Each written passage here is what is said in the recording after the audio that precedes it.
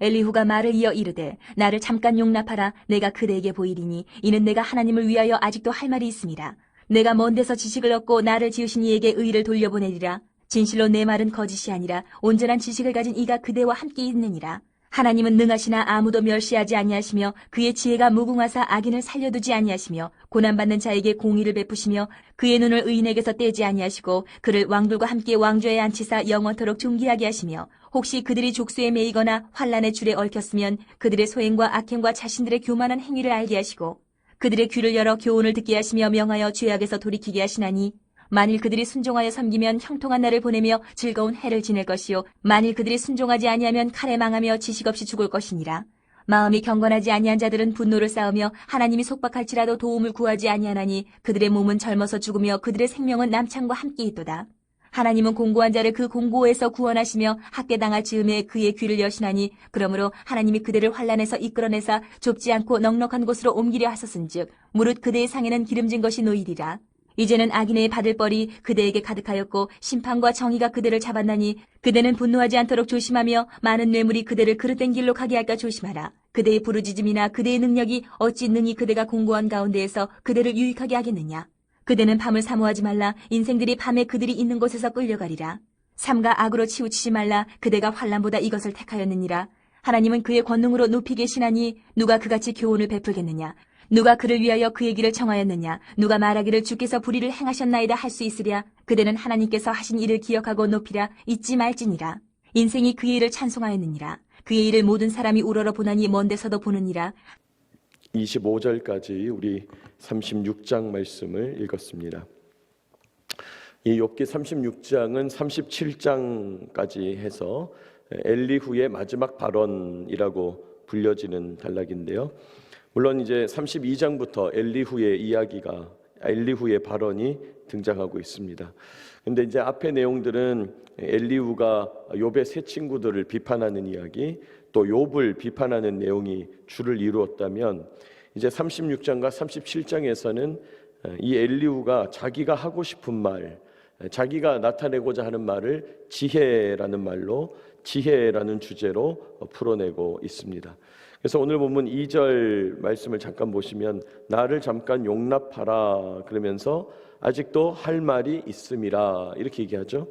할 말이 있다. 3절 내가 먼 데서 지식을 얻고, 여기 먼 데서 지식을 얻는다 이 말은 인간 수준에서, 내가 세상 수준에서 지식을 얻은 게 아니라 영적 수준, 진실이다.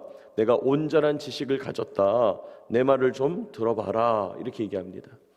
이제부터 내가 말을 할 참인데 내 말을 좀 들어봐라. 그래서 이 2절, 3절, 4절이 이 36장과 37장 말씀의 서론이 되는 것이죠. 도입부가 되는 말씀입니다. 오늘 이 엘리후의 마지막 발언, 이제 5절 이하의 말씀들을 묵상하면서 우리에게 주시는 하나님 음성 듣고 주님 마음 얻기를 원합니다. 첫째로 오늘 말씀을 통해서 우리는요, 전능하신 하나님께서 선과 악을 완전하게 심판하신다는 사실을 깨닫게 됩니다. 전능하신 하나님께서 선과 악을 완전하게 심판하신다. 여러분 오늘 5절 이하의 말씀의 내용을 쭉 보시면요, 5절 하나님은 능하시나 이렇게 얘기하죠. 하나님은 전능하시고 그 지혜가 무궁하시다. 6절 하나님은 악인을 살려두지 아니하시고 고난받는 자에게 공의를 베푸신다. 7절에서도 의인에게서 눈을 떼지 않으신다 그럽니다. 하나님은 의인에게 집중하시고 의인에게 왕의 보좌에 앉는 존귀함을 주신다. 또 8절에서도 그들이 족쇄에 매이고 환난의 줄에 얽힌다.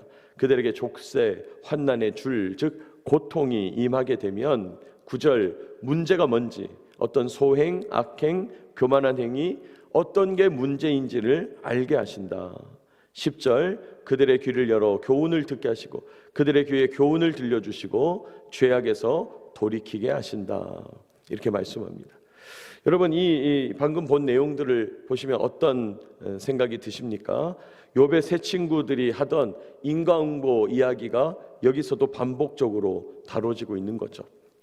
욥의 세 친구가 말했던 그 인과응보 얘기, 하나님께서는 의로운 사람에게 이렇게 집중하시고 악한 이들에게는 이런 게 문제가 있다고 말씀해 주신다. 인과응보 사상을 반복해서 말하는 것 같은데, 그런데 왜 엘리후가 이미 틀린 얘기로 판명된 이 인과응보를 이야기하는 것인가? 여러분 11절 12절도 보면요, 이 인과응보 사상을 응축해서 말합니다. 우리 11절 12절 같이 한번 읽어볼까요? 시작. 만일 그들이 순종하여 섬기면 형통한 날을 보내며 즐거운 해를 지낼 것이요, 만일 그들이 순종하지 아니하면 칼에 망하며 지식 없이 죽을 것이니라. 여러분 무슨 말입니까? 순종하면 복이다, 형통이다.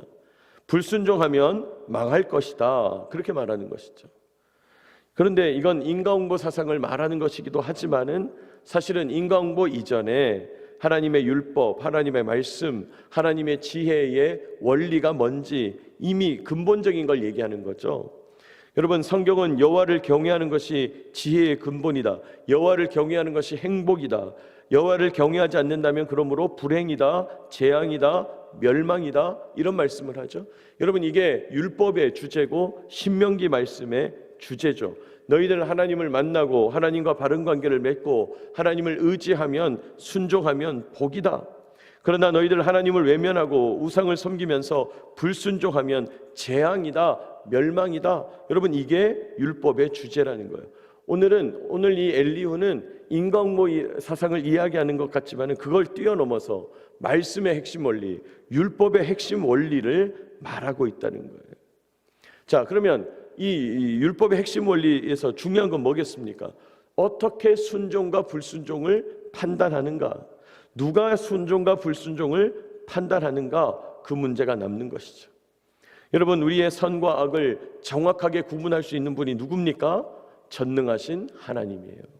전능하신 하나님이시기 때문에 우리의 선과 악을 가장 정확하게 판별하시고 심판할 수 있다는 것입니다.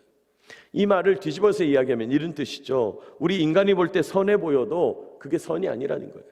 우리 인간이 볼 때 악해 보여도 그게 악이 아닐 수 있다는 것입니다. 인간은 누군가의 선과 악을 정확하게 분별할 수가 없다는 거예요.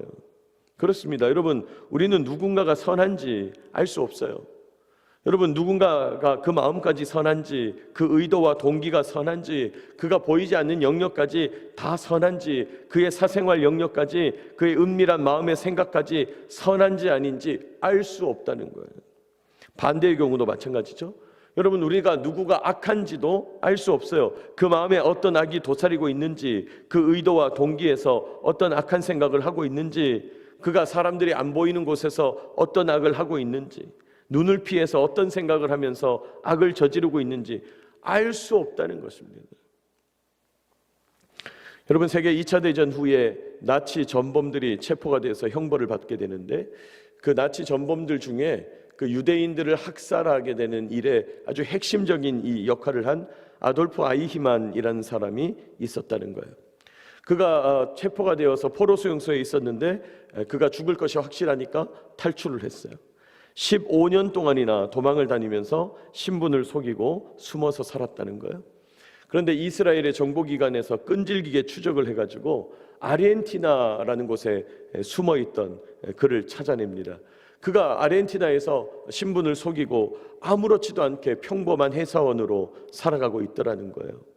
근데 더 놀라운 건 뭐냐?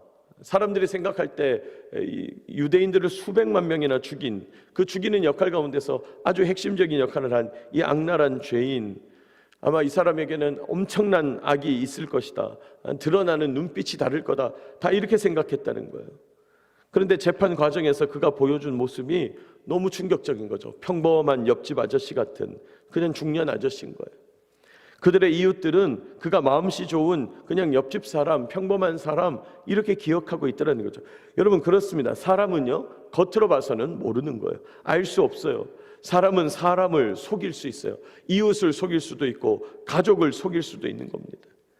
여러분 우리가 영화 같은 거 보면 영화의 설정 가운데 그런 거 많잖아요. 평범했던 우리 아버지가 알고 보니까 고도로 훈련된 스파이예요. 평범했던 우리 엄마가 알고 보니까 전직 최고의 킬러예요. 뭐 이런 식의 설정들이 등장하잖아요. 그렇죠. 사람은요 속일 수 있다는 거예요. 그러므로 우리 인간이 누군가를 향해서 선하다, 악하다 판단할 수 없다는 것입니다. 오히려 선하다, 악하다를 판단할 수 있는 분은 전능하신 하나님이시다는 거예요. 하나님밖에 없으시다는 거죠. 왜요? 하나님은 다 아시니까 판단하실 수가 있는 거예요. 사람은 속일 수 있어도 우리가 하나님을 속일 수는 없는 거죠. 하나님은 다 아시는 거죠. 그러므로 이 시간 우리의 선과 악을 다 아시는 하나님 앞에 나의 솔직한 심정을 내려놓고 기도하는 저와 여러분 되시기를 축복합니다.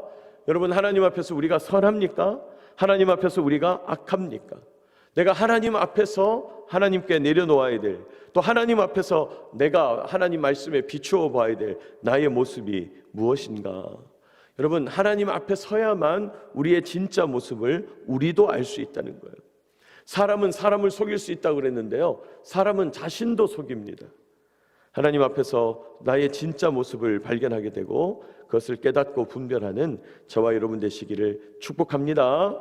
선과 악은 하나님 앞에서만 분별할 수 있다는 것입니다. 두 번째로 오늘 말씀을 통해서 우리는요, 하나님이 하시는 모든 일은 옳은 일이고 찬송을 받으실 일이라는 사실을 깨닫게 됩니다.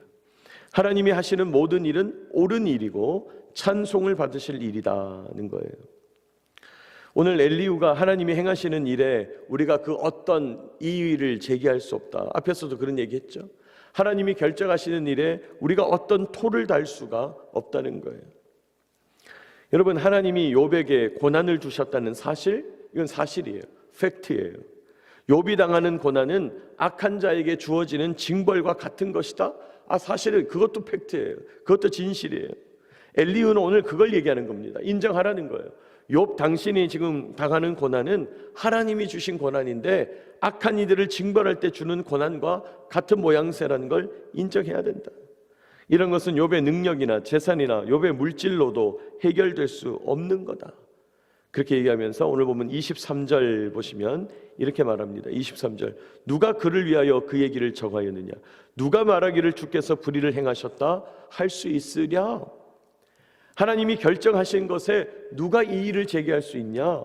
하나님이 말씀하시는 것을 두고 누가 불의를 행하셨다고 거부할 수 있겠는가? 말씀하는 거예요. 하나님께서 욥에게 고난을 주신 것 불의하다고 말할 수 없다는 것이에요. 불의하다고 말할 수 없다. 24절, 그대는 하나님께서 하신 일을 기억하고 높이라, 잊지 말지니라. 인생이 그의 일을 찬송하였느니라. 하나님이 하시는 그 어떤 일도 인정해야 된다. 기억하고 높여야 한다. 하나님이 행하신 일들을 찬송해야 된다. 엘리후가 막 말을 하는 거예요. 하나님이 하시는 모든 일은 옳은 일이고 찬송을 받으시기에 합당하신 분이다. 그렇게 말씀하는 겁니다.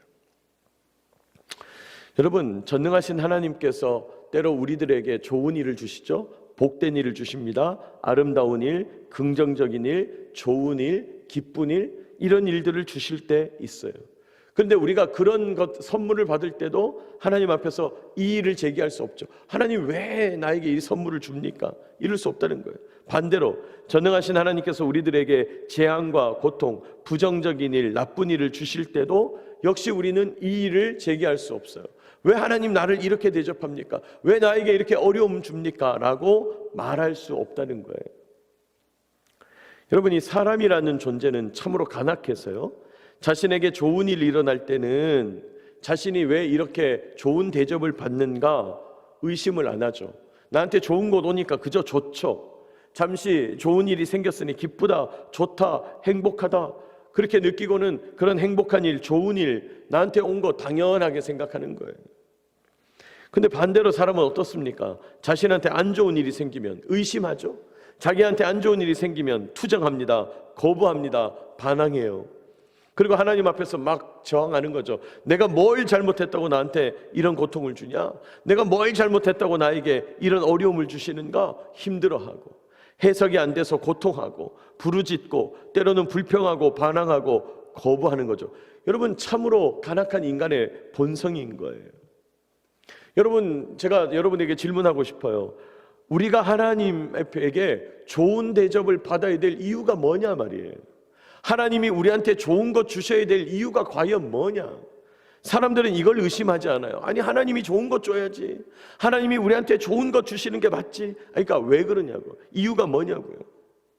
모든 것을 지으시고 창조하신 하나님께서 왜 우리에게 좋은 것을 주셔야 되고 왜 우리를 도우셔야 되냐 이 말이에요. 사실은 이런 질문 앞에서 우리가 대답할 수가 없죠. 왜요? 이유가 없기 때문이에요. 이유가 없기 때문이에요. 여러분, 하나님께서 이미 우리를 대한민국이라는 좋은 나라에 태어나게 하셨어요. 안전과 평화를 주시고 생존과 풍요를 보장받게 하셨어요.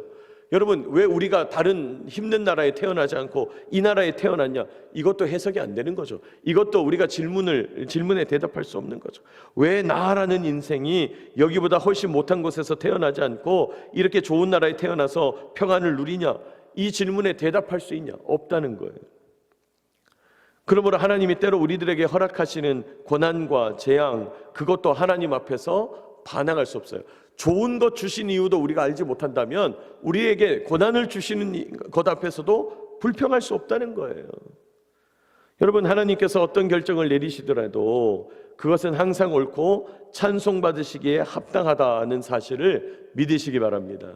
여러분, 우리가 하나님 앞에서 아무 말도 할 수 없다는 거예요. 여러분, 신앙생활을 할 때는요, 우리가 언제나 우리 수준을 뛰어넘어서 생각해야 됩니다. 우리 신앙이라고 하는 것은 인간 세상에 살고 있는 하나님을 만나는 게 아니에요. 하나님은 우리의 일상을 뛰어넘어 계세요. 하나님을 우리 수준에서 생각하고 이해하고 판단하고 경험하고 해석하는 거, 그건 옳지 않다는 것입니다. 여러분, 하나님이 어떤 결정을 내리시든지 항상 옳으시고 찬송을 받으시기에 합당하시다. 오늘도 이 고백을 올려드리는 저와 여러분 되시기를 축복합니다. 여러분, 우리는 하나님이 나에게 행하신 복된 일, 좋은 일 설명할 수 없듯이 하나님이 나에게 허락하시는 고난과 고통과 재앙과 슬픔도 우리는 설명할 수 없는 존재라는 거예요. 이것을 기억해야 되는 거예요. 하나님은 항상 옳으시고 찬송받으시기에 합당하시다. 오늘 36장, 37장으로 이어지는 이 엘리후의 마지막 발언, 오늘 엘리후가 자기 이야기를 좀 들어달라, 내 지혜를 좀 들어봐라 말하고 있습니다. 사람은 선과 악을 분별할 수 없다 그랬죠. 전능하신 하나님께서만 정확하게 선과 악을 심판하신다. 사람은 사람을 속일 수 있다 그랬어요. 하나님만이 우리 속에 있는 선과 악을 가장 정확하게 판정하신다 그랬습니다. 또 하나님이 하시는 모든 일은 옳고 찬송받으시기에 합당하다 그랬어요. 여러분, 하나님의 크기, 하나님의 광대하심, 우리의 무지, 우리의 한계, 우리의 사이즈를 뛰어넘으신다. 하나님을 우리 수준에서 이해하려고 해서는 안 된다 그랬습니다. 오늘도 전능하신 하나님, 나보다 더 뛰어나신 하나님, 광대하신 하나님 앞에서 하나님의 전능하심과 하나님의 의로우심을 인정하면서 나아가는 저와 여러분 되시기를 축복합니다.